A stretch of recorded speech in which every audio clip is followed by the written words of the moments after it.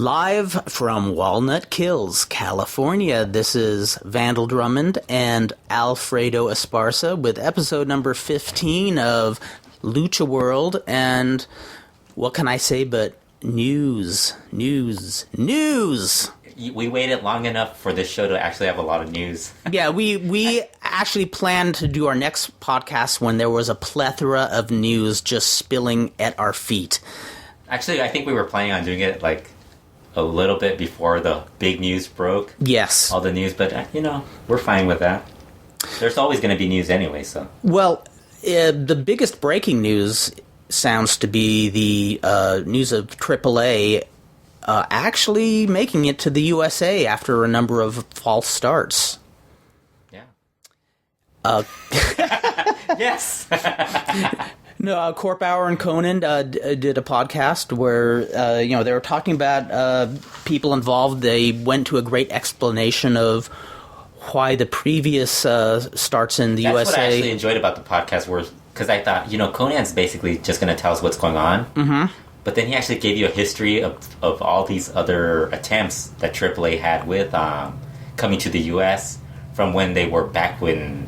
94, 95? 93, when 93. Ron Skoler, well, actually, that, I was actually somewhat involved with the Ron Skoler situation, because So how much of what Conan said was true? Absolutely all of it. Okay. Yeah, no, Ron Skoler was a good guy. He liked lucha. Over his head in the business. And I think, this is just my personal opinion, I think he felt that since he was... in a driver's seat position, that he had to know, that he had to believe he knew more than he did, because he'd be coming up with these ideas that just wouldn't fly, because, we were booking local talent like Superboy Piloto Suicida. Was it like anything like coming up with the ding-dongs? Well, not the ding-dongs, but close. Well, no, he did. He wanted to have a Super Conejo, which I guess I actually tried once and didn't work. No, but he called me up once night and said, I got a great singles match for the first show. And I'm saying, yeah. He says, this is Southern California, so let's do the feud that would never die. John Tolis versus Victor Rivera. The Mexican fans would love to see Victor Rivera, and I said awkwardly, Victor Rivera's Puerto Rican, you know that, and... He's got, but wouldn't they like him? I guarantee these people don't even remember Victor Rivera. Yeah. So he's a guy. He was really enthusiastic, really gung ho. But I think it's almost the fact that it was so successful so quickly. I think what Conan said was right. He What about like the money issue between that? I know little about. Yeah, I know he kind of mentioned that. I was out of the. Skoler claims that Pena kind of ripped them off or something. And I mean that kind of always happens with. And I heard somebody else who I think I've heard somebody else say that. I heard somebody else who I won't name claim that Skoler. We'll name that in the insider portion of the podcast. That's right. You have to pay for that. Yes. You have to come to our house and give us yes. $50. Yes. No, somebody had said that Skoler made off with a bunch of their money. Who knows what's true? Yeah. It's all he said, she said. But initially they had a good thing going. I was out of the fold after the second show because several of the local boys were real prima donnas and were bitching and moaning about not being used right when they should have been lucky to be getting a shot at all, so gave up on that. Yeah, which is a shame because one of the guys who wasn't a prima donna was Superboy, who looked really good on the shows. But I think when something like that goes down, you're guilty by association. Yeah. So, but no, he summed it up very succinctly, and. Because it was almost an ongoing joke. You always heard, it seemed like every you would hear AAA's coming to America. And I thought it was really cool that he gave a through history of who was involved and why it didn't work. What I found interesting was that he brought up the one before he showed up, before he came back to AAA. Yes. Where he was part of, where Pena had worked out a deal with somebody in Texas. Mm-hmm. Because I don't know if you remember, those were the LLL shows that would air on Telemundo. Yes. Or Univision. I do remember those. Was it Univision or Telemundo? It was Telemundo, right?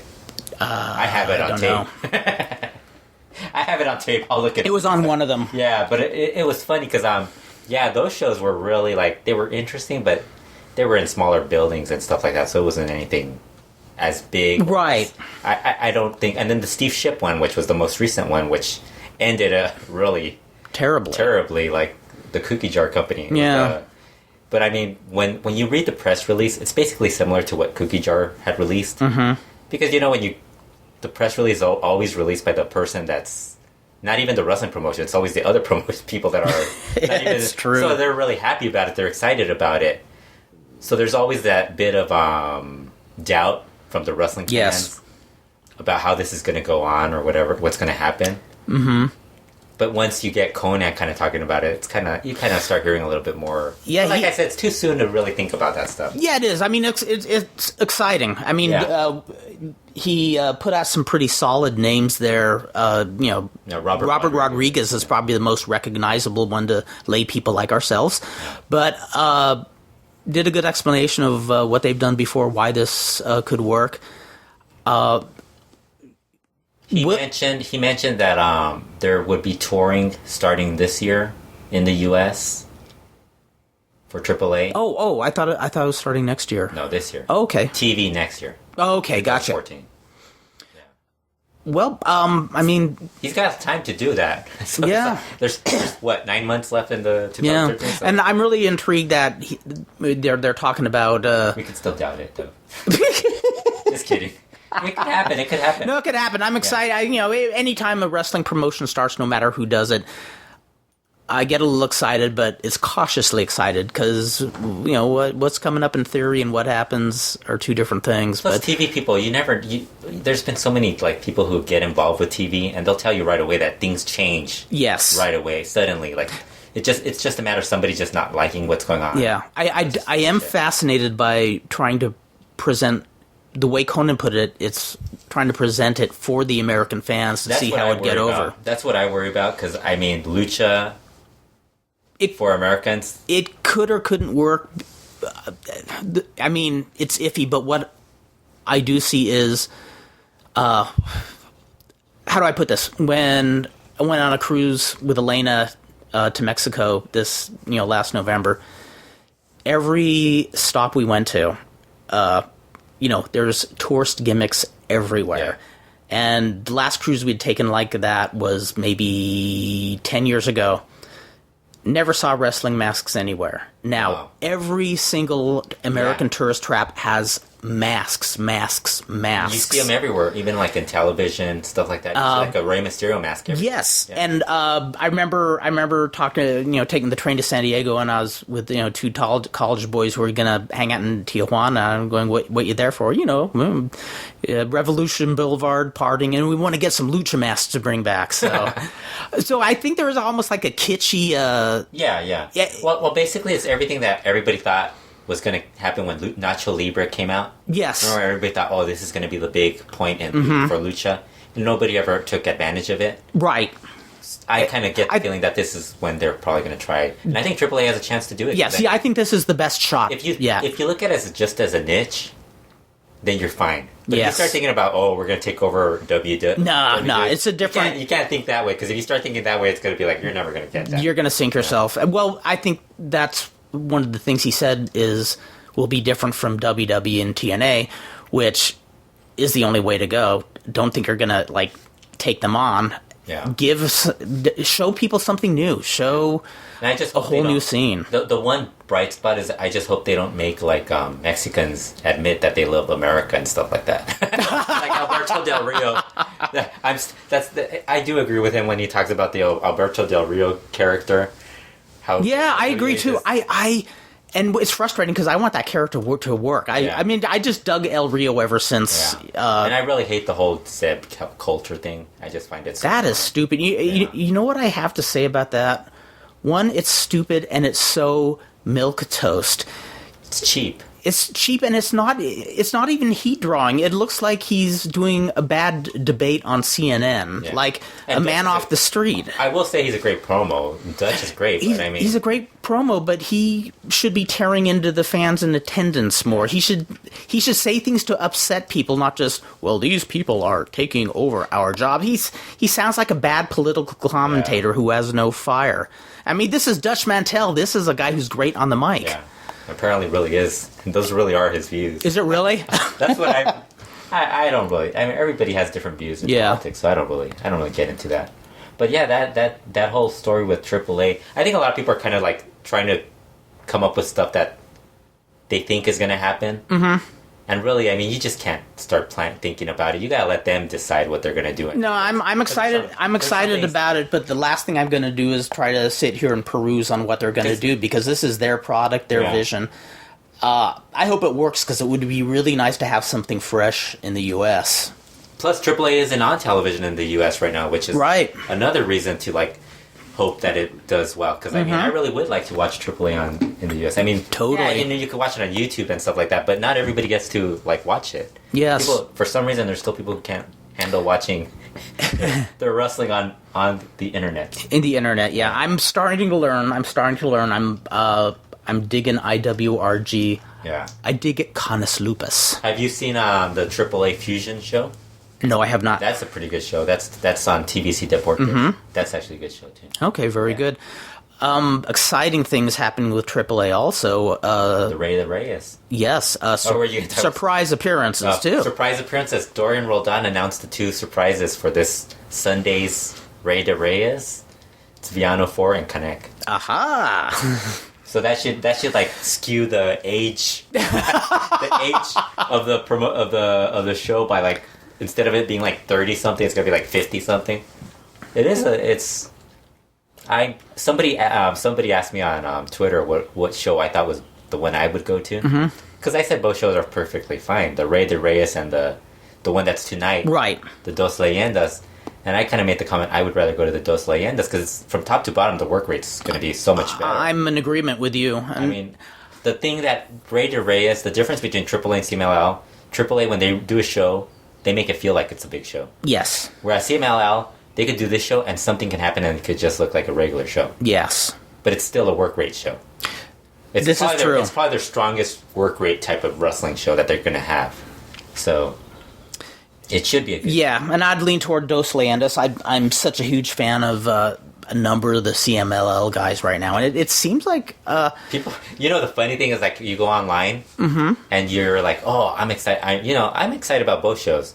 I'm actually excited the whole weekend because there's a bunch of different other shows that are going on. Ray Mendoza's retirement show, Santos' show, I think, is at some point. I think next week. This is an unusual... Yeah, there's like a bunch of different... There's a TJ show today. There's the IWRG show on Sunday. There's a show in Denver. There's a show in El Paso. It's a bunch of different wrestling shows using different... Even for Lucha Libre, which is famous for having a heavy weekend schedule, there's a lot of big shows in one weekend all over the place. So you go online and you're like excited about this stuff. You want to hear other people's opinions on stuff. And there's always one person who's like, yeah, that's why wrestling sucks. And look at AAA with all the old guys. Look at CMLL with no names on the main event. Yes. And it's like, oh, come on, dude. Seriously. Just enjoy it for one. Exactly. Just, I say this quote over and over again. It's probably old, but people have forgotten just how to have fun. Yeah. Sit back, enjoy the ride. Don't sit there and analyze this like, it's, a Broadway play or, the opera. Just fucking enjoy the show. You could hate it afterwards. Yeah. Or don't like it, but just don't stop really picking everything apart. Yeah. Well, that said, we were going to focus on... You actually wanted me to tell you the Dr. Wagner Jr. story, didn't you? Oh, yes. Yeah, Kurt doesn't know this. Yes, I want to hear this. I'm hearing this for the first time. 2 weeks ago, Dr. Wagner Jr. was invited to do at one of those conference, a conference at a school, talk about safe sex. I thought that was so funny. I just imagined that, like... I love it. Oh, my God. Yeah, so... I think he talked about lucha most of the time. But he did mention people should wear protection and stuff like that, which I started laughing when I read that. That reminds me back in the early 90s when Onita was carving himself to ribbons every night, and the famous match where they had the ring along side of a river in Japan, not just any river, a dirty, polluted river, and after gigging and everything, he took a bump into that river, and then about a month later was doing, public service announcements on TV for AIDS prevention. Oh, jeez. I actually laughed because I was thinking, who would you have? Who was like? Did you ever have anybody famous go to your school or anything? Yes. Wait, famous to come and talk. Gary Carter. Just not just school, like just at you like college or whatever. Or... Yeah, well, when I was in junior high, Gary Carter, who was baseball player who just passed away recently. Great guy. He was from the area, and he came and spoke at our school, and actually made a lifelong fan out of me. He was. I always hated that. Everybody always had people going to their school. I never had anybody famous go. Well, that was the only time I can remember. Yeah, I never had anybody famous go to my school. I'm still pissed. Well, in high school, we were supposed to have Doodles Weaver come, but he never showed up. Who's Doodles Weaver? He's the Spike Jones guy who did comedy in the 50s. Actually, he was very annoying. But I just wanted to see something. Is he alive or dead? He committed suicide. Oh, because I can imagine writing Doodles Weaver on Twitter, and he starts following me. Yeah, I just wanted to see a guy named Doodles Weaver. That's all. But yeah. But Dr. Wagner Jr. Well, let's put it this way: if the original Dr. Wagner came to my high school, Sunny Hills High School in Fullerton, California, which was 98% Caucasian, 1% Latino, and then maybe. No. 3% of that was Asian, and then maybe there were 5 African American students. I would have loved if Dr. Wagner came and lectured. And if anybody said anything cross to him. When I lived in El Paso, we only had like 5 African Americans in our school. Yeah. They were cool though, but it was funny. I remember being shocked when we had I was like, when we moved here to LA, it was like culture shock. I was like, right, such a different, because there's a lot more Asians. Big melting pot. Yeah, there's so many different other diverse. Well, in fact, I'm not certain, but I think the high school I went to, Sunny Hills, is primarily Asian now. Yeah, El Paso is all Mexicans basically, and white and the rednecks.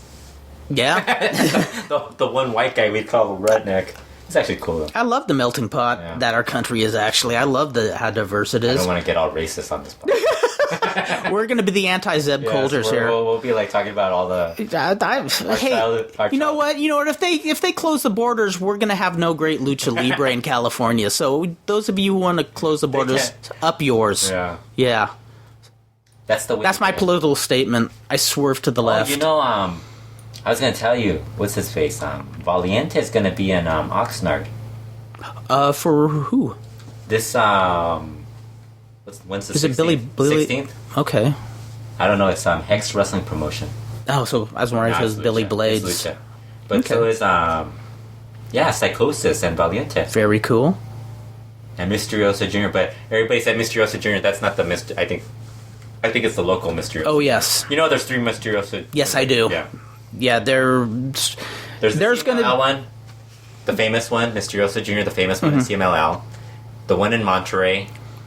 That was a fake one that Misterioso Jr. called out for being fake. So potentially, it could work out where Misterioso Jr. will be the new Huracan Ramirez. We'll have litters of them, gaggles of them, troops of... I think Misterioso is just trying to earn some extra cash. Yes. The original one. We will have troops of Misterioso Jr. I can imagine, Valiente's going to team with him, and then Psychosis is in the other team. That's right. I can imagine them shooting on him or something.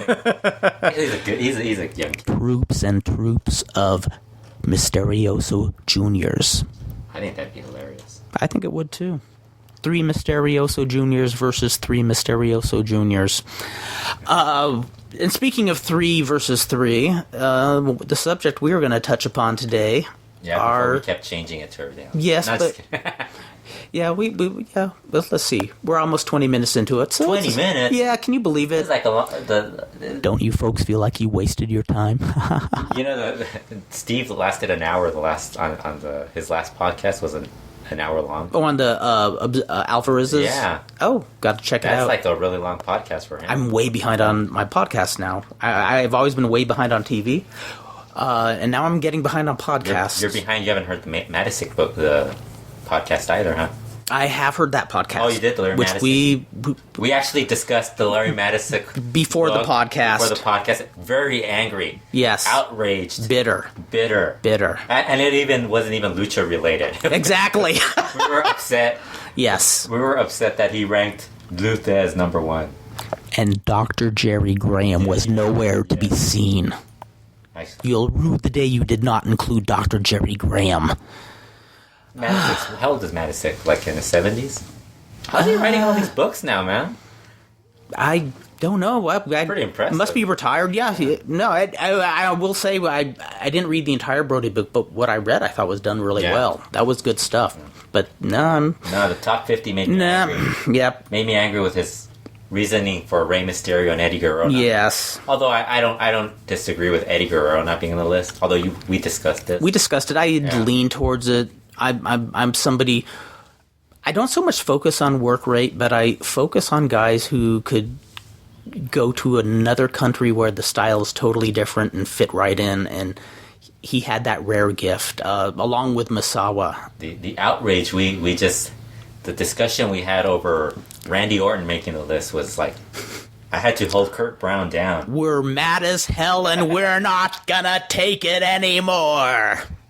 That was for you, my friend Umberto Zambrano. I joked with Kurt that we were going to do a book solely based on ripping on Larry Matisic's book. And then somebody's going to do a book ripping on our book. That's right. Right. That should be like a whole book section in Amazon. And then ripping on list. Yes. And then the book of lists ripping on lists. Yes, the book of rips. Yes. But the subject we're going to talk about is just the whole the subject of trios in Mexico. Mexico is such a unique area where three-man tag teams are just like a staple of any Mexican show. My history is not good enough to see where they went from being a presence on shows to being, it started like in the 70s. In the 70s, and it late 70s, I think. It evolved into where a lot of matches on shows were six-man tags, and it's that way today. Because then it went into the 80s with the UWA, yes, the rise of the trios and all that. Yes, but I think it's probably the only country that really trios are such a huge focus. Although I heard the Freebirds were the ones that invented the trios. I read that in a book. I'm just kidding. I was gonna say Matisic. You're messing with my head. Matisic wrote that. Just kidding. I remember when I grew up, six-man tag teams were kind of almost. I mean, they weren't rare, but it's kind of like a bonus feature where. Greatest trio of all time. You agree with me, right? Road Warriors and Dusty Rhodes. No. Now I'm getting enraged again. I'm very hurt by that. We should have included the Road Warriors, all the trios from the U.S. Yeah, they were such good luchadores. The Von Erichs, the Freebirds, Road Warriors, and Dusty Rhodes. Road Warriors and Tenryu. Yes. Who else was there? The Kolovs and Crusher Khrushchev. Yes, let's not forget, we got to put Dingo Warrior in there somehow. How come they came up with all these trios in the U.S. at that time? Was that just based on the Freebirds or what? Probably the Freebirds. Because, the first time I remember six-man tags being a big deal, just off the top of my head, was when the whole Freebirds Von Erichs thing started. Yeah. It was a short time of great success there, but it was really amazing. And weren't the Von Erichs the NWA World Trio six-man tag champs? Yeah. So then that led to the Road Warriors and all those guys. Mm-hmm. Okay, yeah, I get that now. But I always laugh at that. Road Warriors and Dusty Rhodes. Well, I think when we look over the list that you and I compiled, this is a it's a. We differ on some things. I think the one team that we both have way high on the list is Los Brazos. Yeah. They were actually like the first trio I saw. Mm-hmm. And I remember thinking, man, these guys are like, what are these three chubby guys going to do? Because, they were short too. Yes. So the first time you watch them, it's like, and when you grow up watching American wrestling, it's like, you look at these guys like, oh my God, this is ridiculous. Because, the chubby guys, short chubby guys in American wrestling are basically jobbers. Yes, exactly, and they're not very agile. And they're usually the guys who get beat up really quick. Like, that was, like, the way I grew up watching it. Unless you, like, watched Memphis wrestling, and there was always that one really good work. Right, but there were a lot of, like, WWE and other regional promotions. You had these fat, chubby jobbers who Because a lot of them weren't well-trained. A lot of them took very awkward bumps. A lot of them blew up. And then those Brazos, when I first saw them, they weren't the Brazos when they were younger, and they were, like, a little more athletic-looking. But because by this point they were already starting to get the little beer bellies and stuff like that. Yeah, well, that shows how old I am, because the first time I saw Los Brazos, it was Brazo de Oro. Charito Cruz was holding them in his arms. I'm not that old, damn it. I was going to ask you about where you rank Hackenschmidt. But then I thought I've already used that joke on the Matisic list. I first saw Brazo de Oro and Brazo de Plata as a duo in L.A. in 1982. Wow. And that was when Brazo de Plata did not have a tummy. Yeah. And you can see this in a lot of the New Japan stuff that they're in. Yeah. And the interesting thing is the next time I saw them was very shortly after they lost their hoods, because that's when people like me and Fizzy and Steve Gerber and Pat Hood, Dan Farron would make the trips to Tijuana, and that was the first year they were without their masks. And the Brazos had so much more charisma and just so much natural presence since losing the hoods. And Super Porky, I mean, come on, the guy's basically an icon now. He is an icon. And, there's one guy who was better getting this huge pop belly. I mean, I remember being blown away seeing him doing those cartwheels and topes. Yeah. And like doing them well. I think the only thing, like, when I first saw them, that's when Bam Bam Bigelow was coming around also. So when you see, like, a Bam Bam Bigelow who could do a cartwheel, you kind of... I remember that. A little bit. It was a little more accepting that, okay, these guys, maybe they can do it, Yes. But when I first saw them, they weren't even booked as, like, an athletic trio. Mm-hmm. They were booked as, like, this... The Misioneros de la Muerte, they were known as the Musketeers of the Devil, wasn't it? The Devil's Musketeers. Yes. So it was like they were heels. It wasn't like, oh, this is the cute chubby Porky and they're gonna slap each other. Right. The first time, once you start seeing them, that's when they started doing all that. Exactly. And when I saw them the first time in '82, they were baby faces here. So they were good, but nothing that set you on fire. Yeah, you didn't think, oh, these guys are going to be great. Right? Yeah, I remember them having a really good match with Timothy Flowers and Adrian Street. Mm-hmm. And I remember seeing tape of them a few years later when they were heels under the masks. Mm-hmm. And I dug them. I thought they were cool, but losing the masks and actually going into that comedy theme, I think... I actually thought they were awesome with the masks. Really? There's a difference, because I was watching Juarez Lucha, and they would bring them in and have them work with these really good. Okay, gotcha. The Misioneros would come in, or they'd work with the Guerreros or different groups like that, and I was like, fuck, these guys are fucking awesome. One of the things that I remember about that kind of golden age in 1989 when we started getting the CMLL on TV here,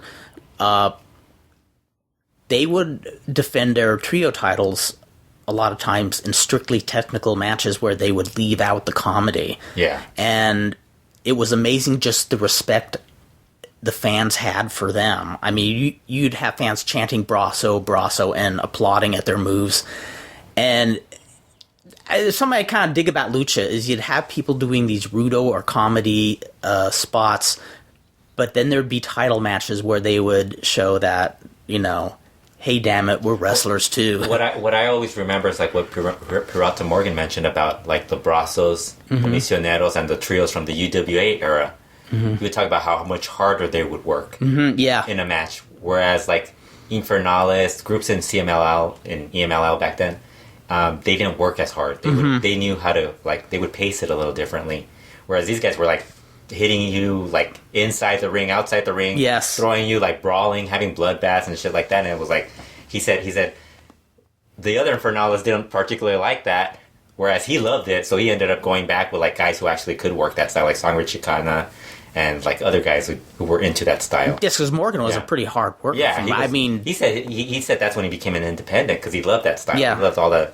You could tell Pirata Morgan was a guy who was, like, not just a wrestling. Oh god. Not just in it for the money, but he was in it because he enjoyed it, and he's actually somebody who I think probably would have, like, talked about it with anybody. Like, he just seemed like he's on my top 5. Yeah. I mean, on my personal just. Yeah, Kurt ranked him in his top 50. I did, totally. Yeah. In the whole and I said world. it's the U.S. only, and he's like, it doesn't matter.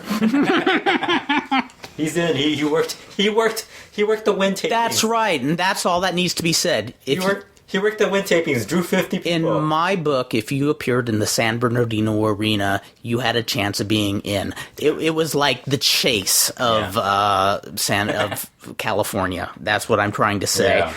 Now, I'm going to make you really jealous here. I didn't even dawn on me until I talked about the Adrian Street and Timothy Flowers versus Brazos match, but that was a brief period in 1982 when the LaBelle promotion, even though it was their last year and they're fading into obscurity, there were a few months where they put on some just amazing shows with, the Brazos, they brought in Babyface, Blackman, Ultraman. Babyface was awesome. He was cool. I remember the first time I saw him in, he worked in Juarez, and I heard the name Babyface. I'm like, oh man, come on, this is going to be like some clown or something. Right. Because, that was back when all the clowns were around. Then you see him work, and like, holy shit, this guy does look like... This guy is one bad little dude. Yeah, he looks like an angry little dude, and it was awesome. Oh, man, I remember, I heard from people he's somebody you don't want to cross. Yeah, I heard he actually is a tough little sucker. Yeah. But on one of those shows, and they didn't sell out the Olympic during those times just because, the LaBelle had done so much damage, and but they were drawing several thousand when they'd bring in a healthy roster of luchadores, and I saw live Los Villanos versus Los Misioneros de la Muerte. Really? Yes. Wow. And they juiced like crazy. Yeah, told you. They were like... And this was 1982. It was after LaBelle stopped erasing the tapes, and it was televised, so there's a chance there might be a tape of it somewhere. Oh. Maybe that dude had it, Jelly Beans, but he disappeared. He disappeared on us. Jelly Beans, for you who don't know. Come back, Jelly Beans. Yeah, come back, Jelly Beans. He was a guy on YouTube who actually had a bunch of LA wrestling from 1981 and 82 that he posted on YouTube, and we were loving it, and then he just took it all down one day, and we don't know if it'll ever see the light of day again. He was kind of old, though, wasn't he? Maybe something happened to him. Yeah, that could be. Yeah. What was I going to say? Yeah, Misioneros were another trio that was just amazing. But I think Los Brazos was so weird. Like I said, you see them, and that's what the first thing that was the difference between other trios. You see them, and you're like, well, these guys, what can they do? And then they had the mask, then they had the armbands. They had a cool look to them. They would wear their little vest and everything. They just had this cool look to them. And then they had you'd see them like physically, and you're like, what's the big deal? And then you'd see them work, and I was like, holy shit, these guys were awesome. Yeah. They like stepped into... They could work any style. They could work a hardcore style. They could work a technical style, or they could work a comedy game, a comedy match, which was... The comedy matches in UWA were really good in Japan. Yes. I always dug that stuff. One that's really high on my list, and part of the reason is... You just remembered them. I did. They made his list because he remembered them at this very moment. I'm very old, so things just kind of go in and out my head, and hopefully they're all wrestling related when I'm doing a podcast. No, I remember I lost interest in lucha for a few years, and then... How dare you bring that up on our podcast? I know.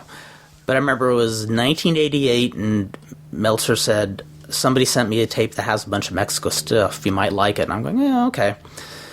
And on the tape... And Meltzer wrote, please name everybody on there. Did he? No, he didn't actually. Did he? He took the time to learn the names. He did. He did a lot better than most people did. Most people I knew said, who are these people? I do that with Japanese women's wrestling, and I'm usually good on it. What I can't get, I ask the godfather of tape trading, right? Who I won't name. I ask him, he'll guess it. The rockin' one. Yeah.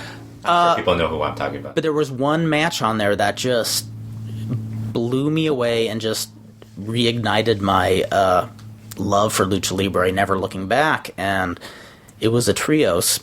It was Angel Azteca, Ringo Mendoza, and Atlantis versus Los Bucaneros, which was Pirata Morgan, Hombre Bala, and Verdugo. And,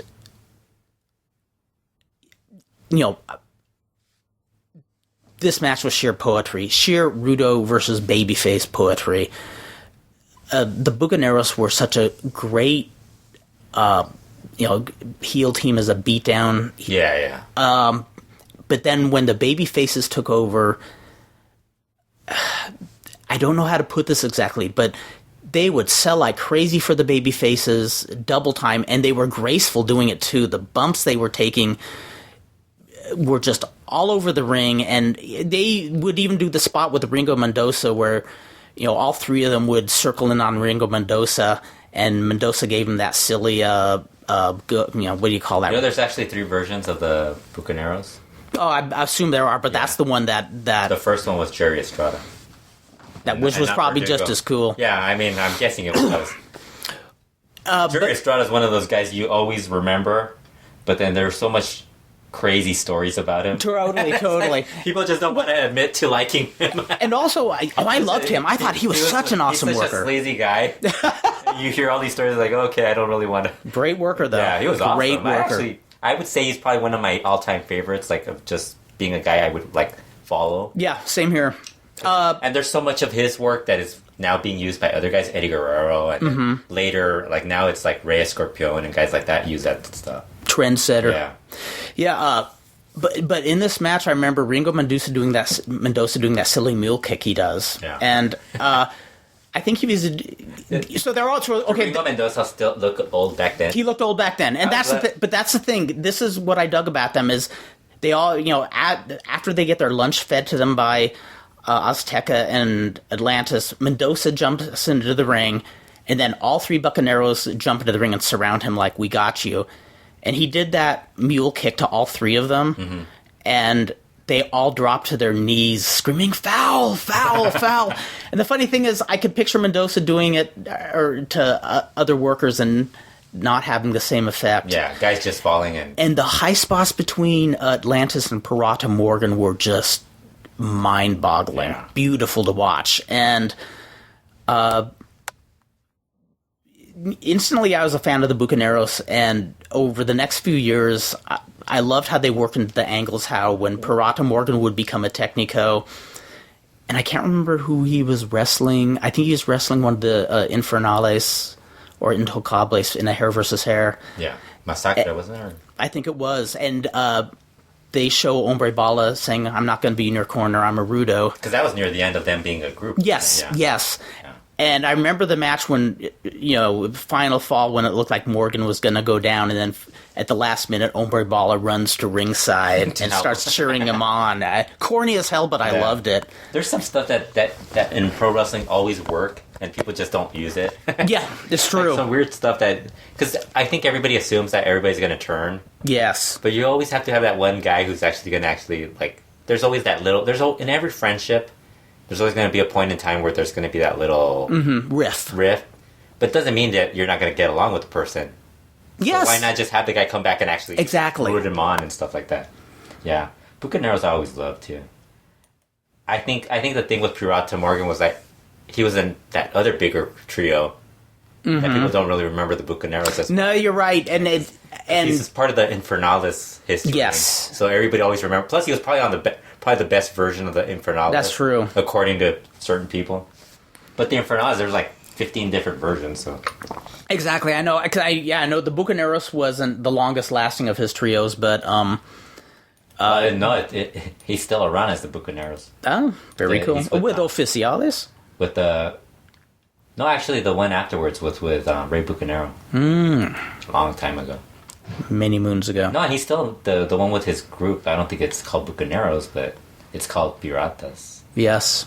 With his son and all those guys. And, he's not the pro... I see on my IWRG, he's not the Pirata Morgan of yesteryear, but I still dig him. I mean... He had a great year this past year. Did he really? Cool. Because I just saw 2 TV matches, and... okay, I'm going to have to keep watching. Yeah, he actually had a great year. Yes. I'm saying all this stuff. I probably shouldn't say this stuff. I didn't know Belzebu was in Infernalis. I did not know either. I remember seeing his picture in all the Lucha mags years ago and tripping on it. Oh. Actually, I had no idea. Because I was talking... You don't have Infernalis on your list, Kurt. I should, but I don't. And people are going to shame me. Okay, we talked about Brazos and Bucaneros. Your third trio is actually the first trio I watched. The first Lucha match I actually watched featured one of your top 5 trios. Trio Fantasia? Yeah, Trio Fantasia. One of the all-time great trios. I love them. One of the trios that Jose Fernandez and I probably had the longest email discussion of our lifetime. Really? Because he found out I liked the Trio Fantasia. Mm-hmm. So he started mentioning how he loved Super Raton. Yeah, I was kind of spoon-fed these guys before they were a trio. I first saw Super Muñeco on a lucha card at the Olympic. On his own? And what'd you think about him? I loved him. Yeah. I loved him. You've always been far more accepting towards that stuff. Yes. And I also remember Conan telling me how he took a lot of shit from people doing a gimmick like that, and he didn't give a fuck. He just fought back. Fucking awesome. Yeah. I mean, that's actually one of those trios where, I mean, they drew a lot of good they drew well. They had a very good feud with the Thundercats. Yes. In the early 90s with in Monterrey. That was very good stuff. City too, so it was really good. And Super Raton was awesome. I always thought he was awesome. Yes. I think he was like 5'6", maybe. 5'6", because he wasn't a tall guy. I remember seeing a live match of him versus Ricky Boy, and just he was nice in there. Yeah, he's smooth. 5'6", but he weighed like 250 pounds. He built like a tank. He was built like Mighty Mouse. Basically, Alfonso Dantes. It would be like Alfonso Dantes, but dressed like a Mighty Mouse. And exactly. Yeah. And with that rat face on him, I remember I'd show people who didn't watch much lucha. They'd see that mask. They said, that mask would give me nightmares, man. That was badass. That was true. Even though Super Pinocchio was I thought a really weak worker, I still liked him. I still thought he looked cool. I remember Super Muñeco when he would work on his own. Mm-hmm. I used to hate when he would start doing the head weaving and stuff like that. Oh my god, this guy's... Because he did comedy. Back then it was... Oh, yes. And this was around the time I was like really into like the Horsemen and all this, like trying to get all serious about pro wrestling. Mm-hmm. Like you'd only like the badass looking dudes like Brody and all these guys. I went through that phase. And then you see like Super Muñeco and he's like head weaving.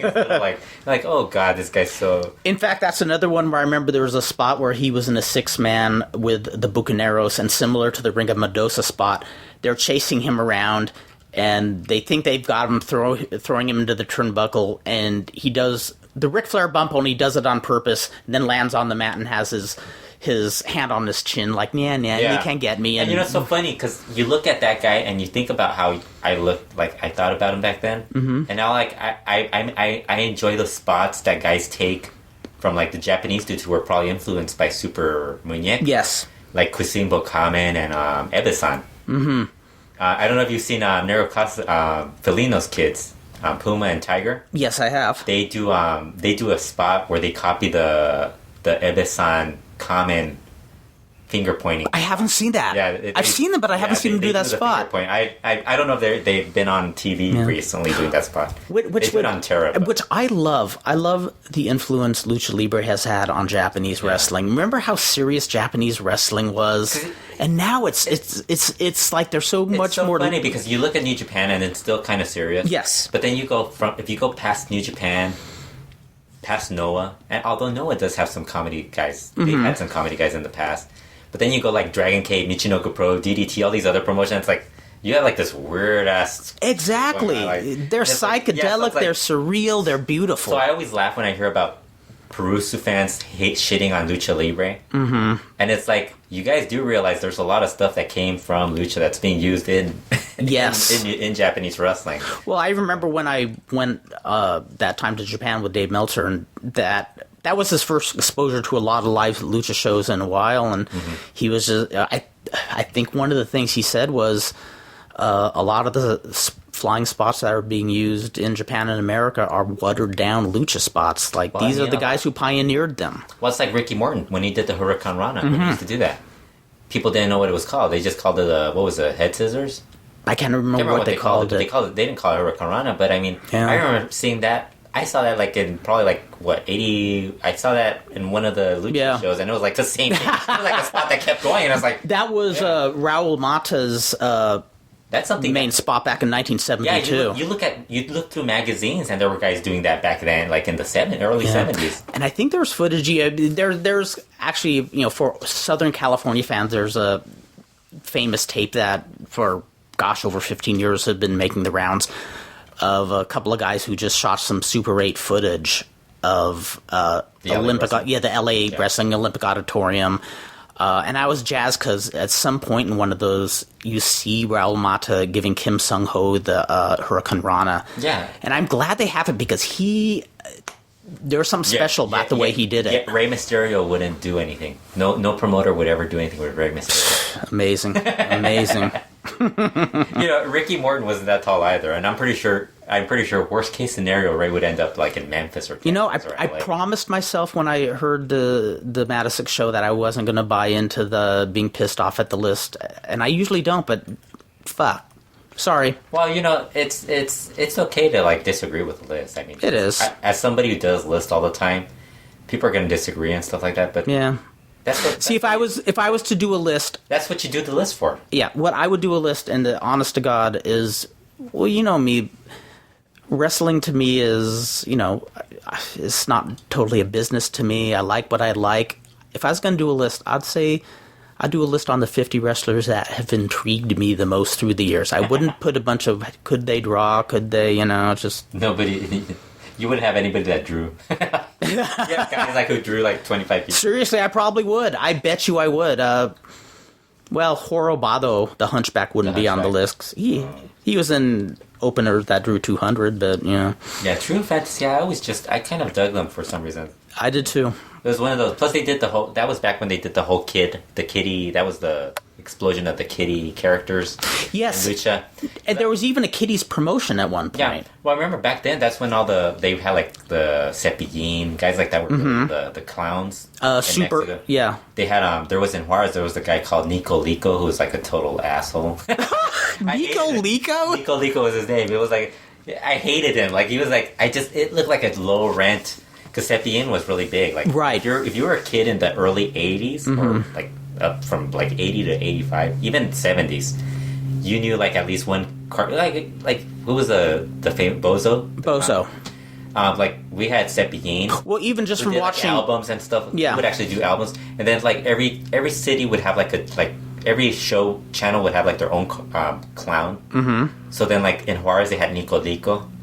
Like it looked like this low rent type of thing. It looked like it was like a pedophile's like. It looked creepy. It creeped me out. But Cepillín, I had to watch it because I had to wait for Lucha to start, and sometimes that would be on before Lucha, and I'd be like, But Cepillín, I recognized only because it was cool though. Same reason I recognized like Chespirito and stuff is because I watched Lucha on TV when I was a kid. Chespirito was an asshole. He's the in real life, he was an asshole. Oh, so in real life, he's a Nico Lico. Yeah, he's Nico Nico a Ramalama. We used to make jokes about people going to that when we would talk about being poor. Mm-hmm. What college we would go to, we would always say Nico Lico University because we were so poor we'd have to go to Clown University.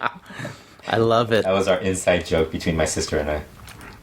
Yeah, but that actually, and then that led to like the Thundercats, the Ninja Turtles. Yeah. The Freddy Kruegers, the Batman and Spider-Man. Yes. Although, interestingly, I think Batman went back a little further.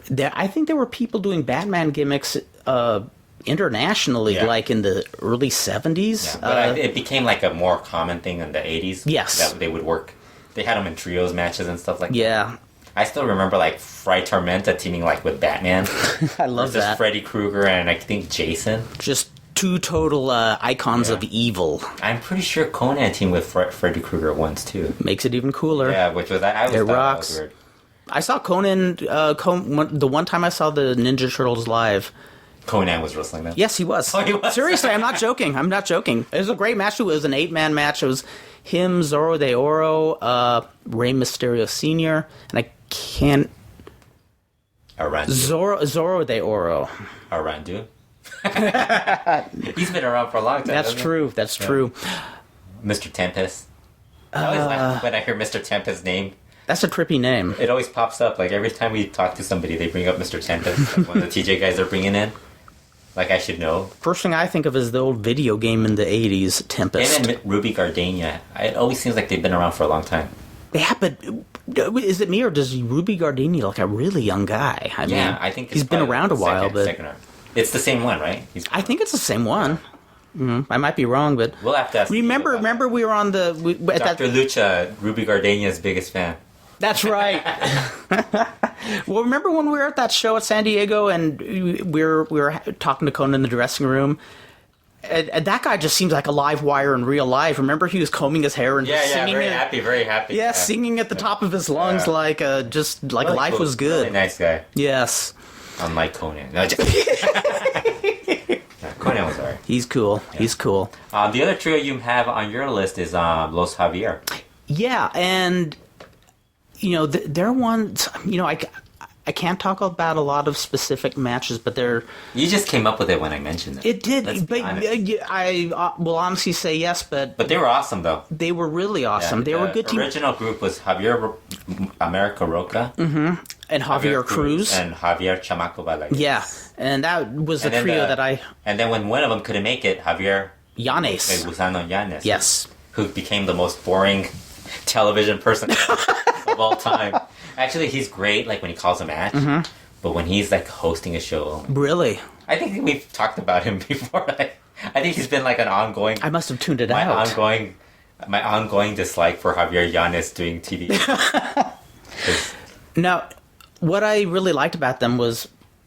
The fact that they were all named Javier. Yeah, one, I like that, just that they called them Los Javieres. I just dug that. And plus... Similar to the Brazos, when they got in there, they just looked like 3 journeymen. But they could really, great workers. And in particular, I thought Javier Cruz was one of the most unappreciated workers in Mexico. From 87 to 94 or 95? That dude was fucking awesome. Great guy. And he was a guy who needed no bells and whistles, just played the straight men all the time, and just he could get you into a match easily. All this, feuds with Dandy, Negro Casas. Yeah. There's a match when he turned heel because he wore a black glove, remember? Yes. That's how you knew he was a heel, because he wore a black glove. The match I still have not seen, but I think is out there on tape that everybody talks about. I probably have it. Was it the hair versus hair with Jerry Estrada? Yeah. Was that the one where they both lost their hair? I have 2 versions of that. Yeah. I've heard about it for over 20 years, so I should watch it one of these days. But I remember... You probably already have it. I probably gave it to you years ago. That's right. I have stacks of DVDs. Yeah, there's so much. I still haven't watched the tapes you brought the last time. I think we saw it that one day that you were here. That was fun. You know what I found out on your tapes was that the 89 stuff you have, I think you have some stuff that wasn't already available. But then you also have a lot of stuff that people didn't have, in high quality. Oh, very cool. So I was like, I gotta. Very cool. Yes, a lot of the stuff that wasn't available. I tended to tape a lot of matches that I thought were good matches. Well, like you have the Bucaneros versus Brazos. Yes, I love those matches. Title match. I can't remember if it's what you have is a title match, and I have the what's it called when they do the no DQ match? I don't know what they're called. I forgot what it was called. How embarrassed am I that I can't remember that? We bow our heads in shame as lucha fans. I know what you're talking about. Anybody can figure that out right now if they're listening to it. The lucha... I still can't remember what it's called. Yeah, but I don't remember seeing the title match. I don't think it's the same thing. It was different because a title match was a title match where... just a match between the Brazos and Bucaneros was an all-out badass beatdown. I have my site open. Well, on this laptop. Check it out. And Check I it can out. actually look it up. What I loved about the beatdown matches where the Bucaneros would beat down the Brazos, they did this spot where they'd beat down Brasso. Super Libre. Super Libre. Okay, yes. Super Libre. Where How funny, I can't remember. Well, see, that's the problem. Like, I kind of tell people that when you're bilingual, you remember things in English and Spanish, and sometimes that stuff kind of they get cross-wired. Yeah. Well, they did this in the beatdown matches. They did this great spot where they'd be beating the Brazos down, and they'd take Brazo de Oro, who'd be laying face down. They'd all grab him by the tights, lift him way above their heads, and slam him down. Then they'd take Brazo, same thing, lift him up, slam him down. Then they'd take Brazo de Plata, try to lift him up, try, and said, forget it. That was always the cool thing about those guys. All those guys back then did all that stuff. Nowadays, it's a little more, guys don't really... I don't know. It was a special time. It was a special time. I think time. it's because you look at it as a nostalgia type of thing, and well, and the thing is, wrestling. Plus, it's worked differently. Wrestling always evolves. Things change. The wrestling, the lucha libre in the 50s was different from the lucha libre in the 60s, 70s. It always changes a bit, and I bet you there's some... What was lucha like in the 30s, Kurt, when you were first watching? When I was first watching, well, it was my 21st birthday, and I got to go drinking for the first time. And that's when I saw... Cavernario Galindo was a 5-year-old child, and I said, you know what, kid, you look like you could be a wrestler. Would Cavernario Galindo be a top 50 guy? I think he might. Top 10. He might be a top 50 guy all Top the time. 10, man. Just because of his what he brought to lucha. What he brought to lucha? Well, let's talk about that just for a second, even though that isn't the subject. Yeah, we're going off topic here. And the reason I say that is he was a little dude. Yeah. And little dudes were rarely called, like, heels of the century. And when he died, the magazines were pretty much saying the Rudo of the century has died. Probably one of the greatest wrestlers of all time. Exactly, yes. In Mexico, I was thinking about, like, the top 5 or 10 guys in Mexico. Mm-hmm. I think Cavernario's a top 5 guy, basically. I agree. Yeah. I totally agree. Yeah. And one of those guys, despite only holding one championship his whole career, and it was like the national championship, it didn't matter. Yeah, that he was more famous. And there's people you could talk to, like, people, and they'll still talk about him, like, in that level of where he's like their idol and stuff like that. Like, yeah. Or like they'll tell you the story about, he bit a snake's head. Exactly. It was one of those ones that may or may not have happened. Like Ozzy Osbourne. Yes. Yeah. Well, the first time I ever heard about Cavernario Galindo was Elaine and I were friends with a couple from Mexico, and the guy was a college student. I want to say Oaxaca or something like that. Mm-hmm. But he said that when he was in college, it was early 70s, I think, where Cavernario was wrestling just I was here surprised and there. To find out he wrestled still, like, in the 90s, like in the early 90s. Yeah. Just his one last match. But Santo and Cavernario was one of the biggest feuds, and he said he and his friends at college found out. I guess they had not wrestled each other in a long time, and I think both weren't wrestling on a full-time basis. And they found out that they were wrestling, like, in Mexico City. And he said all his friends just got together, scrambled all their money together and got on a plane because Santo was wrestling Cavernario. Wow. And we might basically them at their, like, final years. Exactly. And these were guys who were... Although Santo still lasted. Exactly. And these were guys who were not hardcore wrestling fans. These were college boys who says, wow, we might not get to see this famous feud again. And that was the first thing that perked my interest in Cavernario, and ever since then, the more I learn about him, the more intrigued. I just remember hearing stories about him, like, from my parents and stuff, like my mom. Yes. My dad wasn't a wrestling fan. But my mom, since she grew up in Mexico City and went to the wrestling shows, she remembers all the Cavernario Galindos. Oh, how cool. Gory Guerrero, Santo. If I could go back in time all to those see... Blue Demon. If I could go back in time to see those Gory Guerrero Galindo matches, boy... I'd be a happy camper. The other thing I was going to ask you, were you surprised Rayo de Jalisco was still alive? This is embarrassing, but I thought when I saw him on Yeah, because I was shocked when I actually thought he had died like a couple years. Yeah, you know what? I was like, he's alive. I was shocked because when I saw him on TV, I said, "Wait, he died," and then I thought for a little bit, going, "No, he didn't." Like I should have known that. Yeah, because I thought. Yeah. I'm like, okay, Blue Demon died, and I always thought Ryan might have died around that time. Like, holy Yeah. shit, he didn't die. Because I think Cavernario died in 1999. Yeah, yeah. He didn't die like a long time ago. Just recently. Right. Yeah. To me, recently is like from 90. Yeah, the 90s are yesterday. Yeah. And for all you people under 30, when you get to be our age, the 90s happened yesterday. It's not old. I'm under 30. I'm only like 22 years old. Oh, that's right. I forgot I baptized you. Yes. I was born like in 1991. Yes. Remember we got you had your appropriate Catholic baptism, but then we had the Fantasia baptism where Yolanka the space god baptized you, and the three wise men. Who are the three wise men of Fantasia? It is Super Muñeco, Super Raton, and Super Pinocchio. They all gave you candy for gifts. You would think I actually watched this stuff, but I'm just making up all this stuff since I was born in the 90s. I'm just kidding. I was, people would actually believe that. I'm good enough where I could actually lie about You can this pull stuff. it off. You can keep a straight face. Yeah, but I was just surprised. I was watching Lucha, and I'm like, the CMLL show, and I see Rayo, and I'm like, Rayo's still alive? Because when they said Rayo de Jalisco Jr. was going to be there, I'm like, oh, Rayo de Jalisco Jr. is going to be there.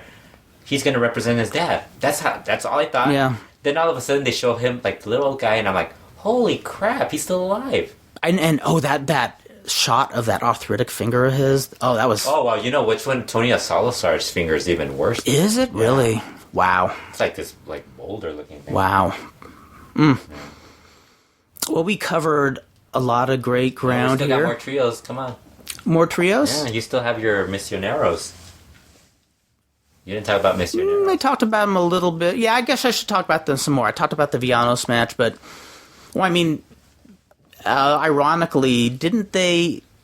I didn't know this till recently, but didn't they skyrocket to fame as a trio after being involved? Yeah, they're supposedly being the guys responsible for killing Santo. Yeah, that was their angle. Like he had a heart attack during the match, right? During a match, and then they gave him the press made it out because it was still a kayfabe thing back then, and it still is, and Lucha in Mexico it's still slightly kayfabe.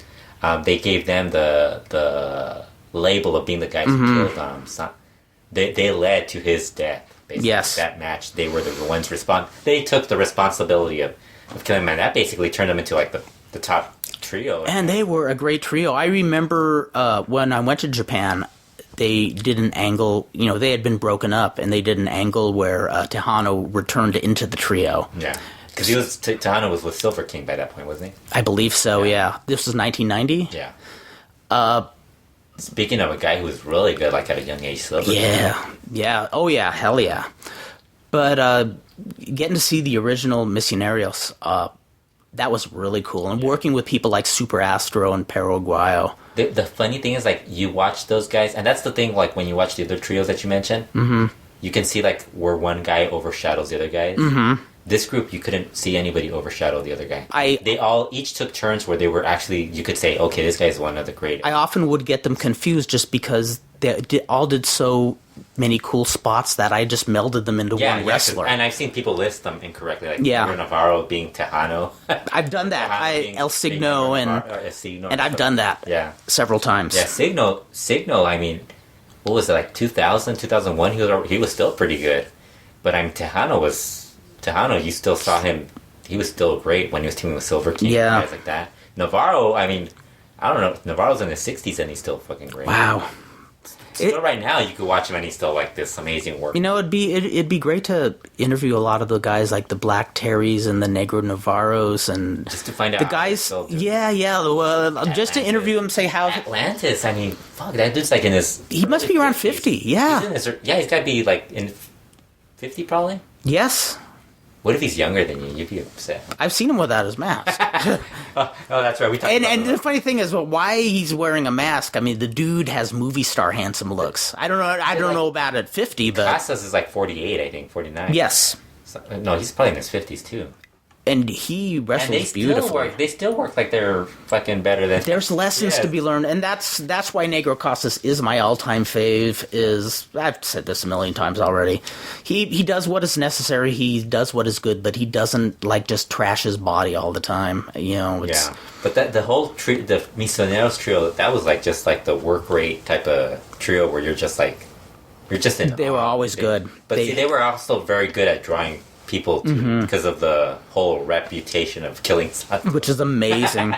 You know, because I remember there's publicity like that for Ox Baker and oh god, they tried to do storylines like that. Hard punch and stuff like that. They'd try to do storylines like that in LA sometimes. They never drew anything. I remember the first time I read about Ox Baker and his finisher being the heart punch, and I thought, that's so fucking awesome. I did too. Oh, I still wish somebody would use the heart punch, because that's a pretty badass. Well, maybe Vandal will have to throw Vandal it into... is going to do the heart punch. Yes, so be watching. Yeah, you should just use all those moves, like the moves. I used to have nightmares about Ox Baker when I was a kid. He looked like a scary guy. He did, and then when I got to know Ed Moretti, I no longer saw him as a scary person because Ed Moretti did a Japan tour when he was a rookie, and Ox Baker and Haystack Calhouns were on the tour, and he said he saw them playing poker for nickels and dimes, and then Haystack saw that Baker had like a card up his sleeve or said, "You lousy cheat," and they got up and they started hitting each other, and they just had a slap fest, and Ox Baker could not kick Haystack Calhoun's ass. Wow. And from that point on, Ox Baker was not quite as scary to me. The other trio that I have on my list that you didn't have was the Infernales. Which I should put on my list. I'm just shocked you didn't include. I'm appalled at your list. I think it's clear. I'm appalled at a lot of the things I think. It's clear you're not made for making lists. That's right. You belong with the Larry Madison. You'll root the day you said that.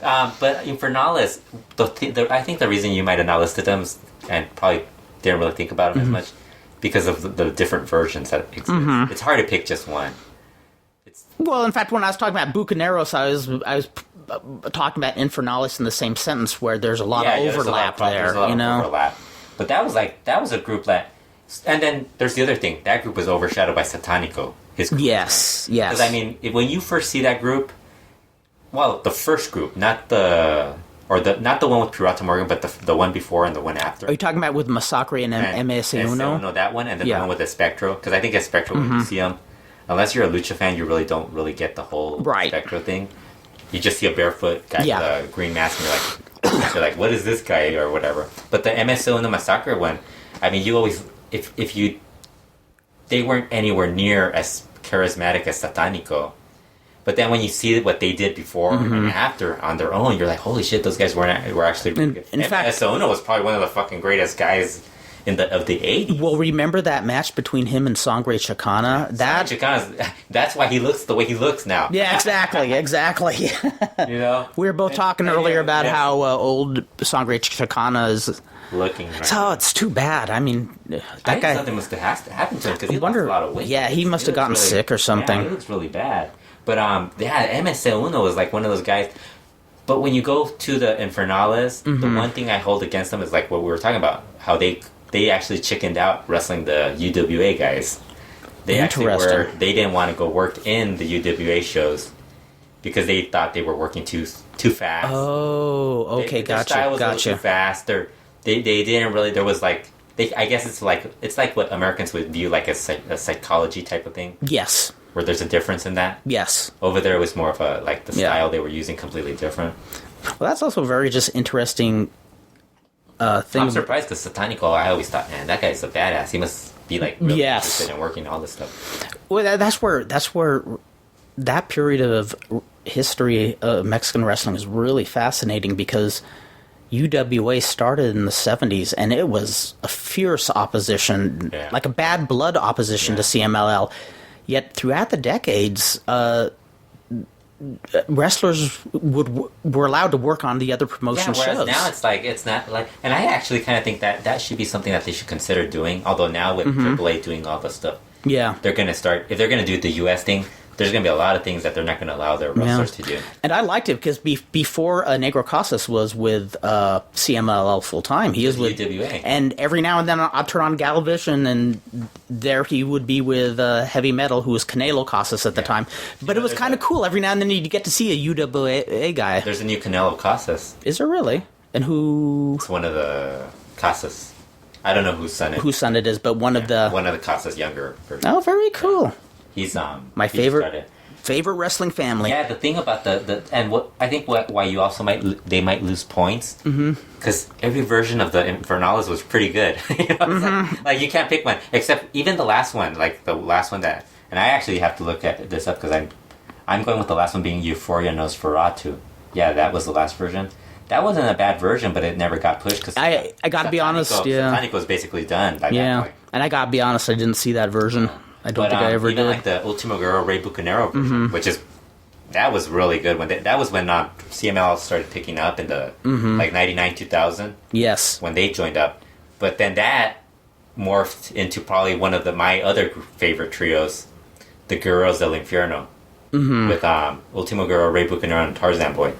Yes, people always put down Tarzan Boy. I was a big fan of Tarzan Boy when everybody else hated him. Tarzan Boy as a technical back then was okay. Like, because because he's a pretty good looking dude. People I think you're going to be a babyface, but he didn't have the babyface to him. You know? Right, it wasn't something he was natural. But then you make him a heel, and he plays the greatest chicken shit heel. He's like the Buddy Roberts of the trio. He would always because that group. That's actually a great way of putting it. That group, that's what he was. Basically, that group feuded with Satanico because Satanico couldn't stand Tarzan Boy. Yes, that was basically the whole thing. And Rey Bucanero and Ultimo Guerrero just joined him because they thought he was old. You know, that was the whole thing. That was actually one of the great feuds. There's actually that one match where Tarzan Boy and I think it was Satanico brawl and they all just attacked Tarzan Boy and stuff like that. It was some great stuff. Very cool. Yeah, and then the last one is Space Cadets, which you. Oh yes. Space Cadets. I did not like them. We're talking Ultraman, right? Yeah, Ultraman. Super Astro? Super Astro and Solar. That was one of the great... Ultraman... Another great working trio. And Ultraman is, to this day, I think my favorite. If you're talking about just straight flying, I just love the way that guy flew. There's guys who done more complicated spots than he has, but...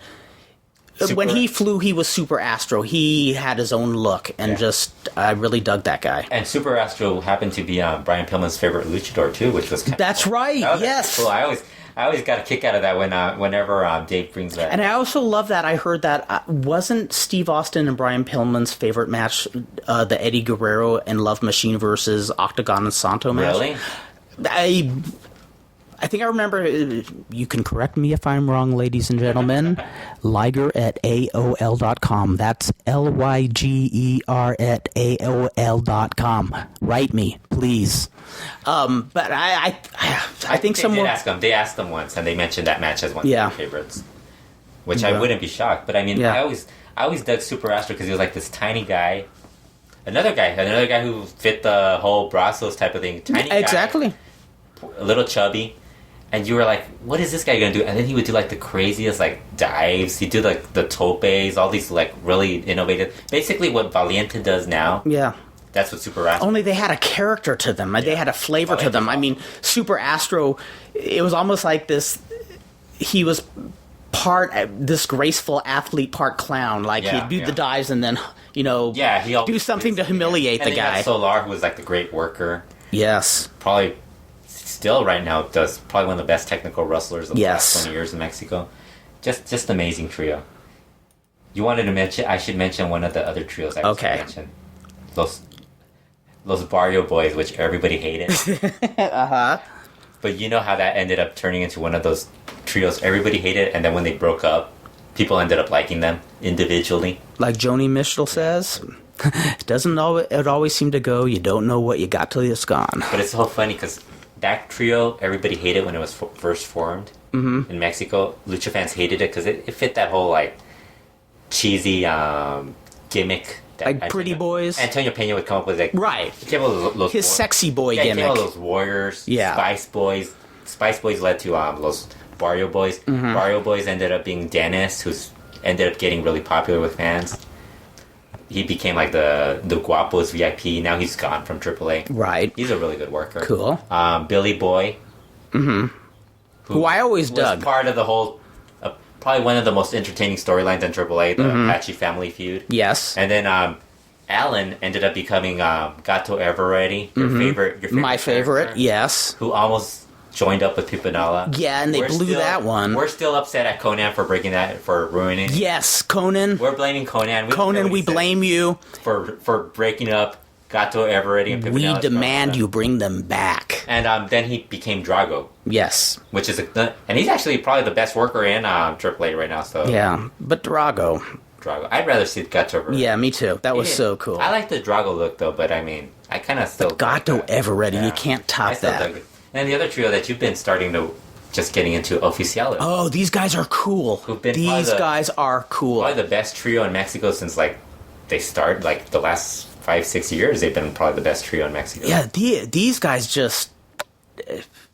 I don't know how to put it. Yeah, you're down to one with a mask. I know, they're the epitome of cool. They still look cool even when they drop their masks. Even when they drop their masks, they look almost like they could be wearing them. Yeah. It's like for people my age and a little bit older who remember the old Johnny Sacco TV show, the Japanese dubbed TV show with his flying robot, the Gargoyle Gang. Picture the Gargoyle Gang. This is what, it's no joke, but that's what Los Oficiales looks like. Plus now they're so cool. Yes, that's even better. I was telling you about the Terrible Cerebros. Yes. With which is Black Terry and Dr. Cerebro and Cerebro Negro. Mm-hmm. Cerebro Negro, who I like quite a bit. Well, he's been in IWRG recently. I know, and I've been seeing some of his matches. Really digging it. You might have seen him recently. Did he come into John Cena's music? I don't remember that. he had a run where he was coming into John Cena's music. He's a big John Cena fan. Dr. Cerebro, which was... he had this huge run in the early 2000s, just having these great matches with Hijo Santo, and then being part of that whole wave of just like all these great dives that people do. And then, like, he joined this group. Awesome worker. Cerebro Negro. I saw his match versus Carta Brava Jr. Oh, you finally saw that? Yes. That was a really good match. Yeah. I'm an old man, so I like old-style wrestling, and that's what they gave us. IWRG, that's what they give you. That's what they give you. I love IWRG. I do, too. It's one of my faves. Yeah. Well, we covered a lot of ground here. This has been totally... Wait a minute. We were talking about Los Warriors. No, just kidding. I have laundry to do. I should write. Our dryer's broken, so we have to hang our clothes these days. Los Warriors are number 47. No, just kidding. Actually, they weren't even a trio. They were a quartet. Yes. But actually, one of their guys is really good now, Vangelis. I've been hearing great things. I haven't seen him, but I've been hearing great things about him. He's working CMLL.